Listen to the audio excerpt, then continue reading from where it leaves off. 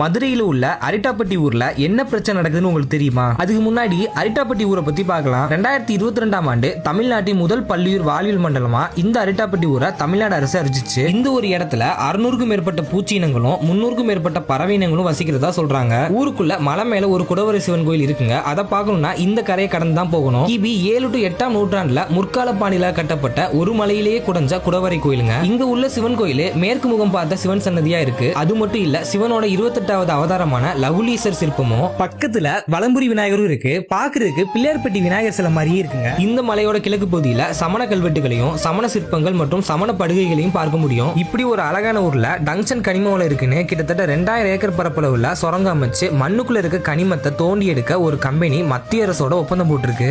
இங்க இந்த டங்ஷன் எடுத்தாங்கன்னா கண்டிப்பா இந்த ஊரே பாதிக்கப்படுங்க. நான் சொன்ன பறவைகள் மற்றும் விலங்கினங்கள் பழமையான சிற்பங்கள் எல்லாமே அடியோட காணாம போயிருங்க.